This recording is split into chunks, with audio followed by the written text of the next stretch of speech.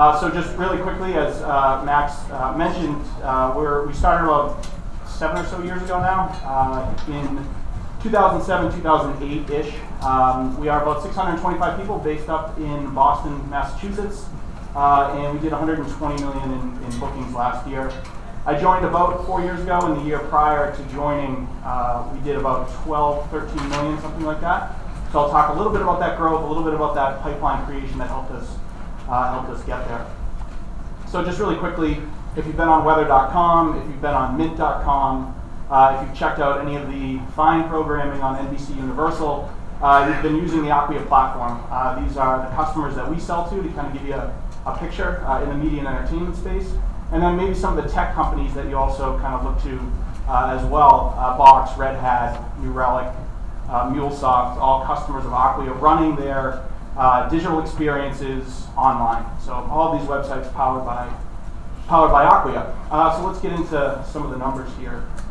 So you can kind of see the growth trajectory over the past few years, quite strong from really when we started to be, I guess, post-revenue, right, when we started to actually sell, and now moving up market into the enterprise, have seen our average sales prices grow, as well as clearly our top line bookings. So that kind of gets me to talking a little bit about the pipeline generation and how we built that type of pipeline to drive that growth over a relatively short period of time. So I'm really going to talk about these three things: hiring, prospecting, and keeping your pipeline quality consistent as you grow your team. That can be quite challenging as you start adding more and more reps to your inside sales and field sales operation. So how do you make sure that the pipeline that's going in is actually legitimate and systematically similar across your entire global field sales operation and inside sales operation? So the first thing, as a lot of people have already mentioned, is it kind of comes back to hiring, right? Everything we all talk about, geez, if I just had another one of these guys, or if I just had more quality people coming into my pipeline in terms of hiring, I'd be able to just crank my bookings and my pipeline targets. So I'm going to talk a little bit about this problem, which is kind of what we had, which was we were hiring as fast as we possibly could, but this is really what it felt like. It felt like we were cramming as much stuff into the top of the funnel. And not only did we feel like this at the end of the recruiting process, but a lot of our core candidates felt this way as well. And that was our hiring success rate. Of all the people that went in the top, we only were getting about 4% hired. Not that great.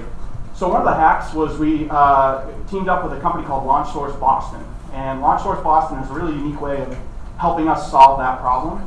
And what they do is they help you find people that are usually just coming out of school, really want to get into sales, are really motivated to actually be in business development, and they're kind of pre-screening them. And the way they do that is not how a typical recruiter would do. They're running what's called interview days.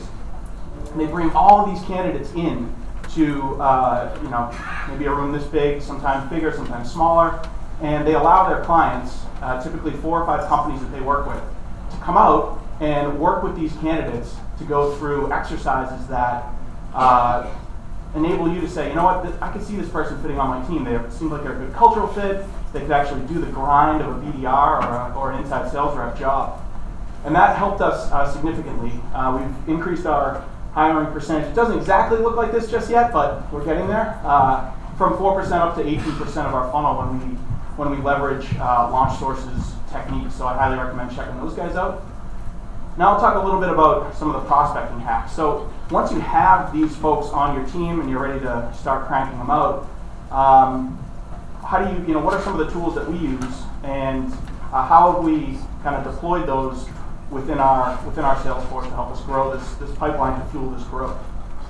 So just quickly, we have about 50 people globally on my team. The vast majority of which are up in Boston, and then we have a approximately 10-person team just outside of London, a town called Reading, and just starting a team in Sydney, Australia as well. About 30% of those folks are focused solely on our inbound leads. We have specialized the 2 teams into inbound and then strategic target account outbound prospecting. As we're moving up market, what we're finding trying to sell to the enterprise is, a lot of people have talked about this today, you got to be relevant, you got to be really personalized, and you have to be on point why the heck would this person care about what we do at Acquia? So for us to be able to do that effectively, we've decided to take this outbound prospecting team and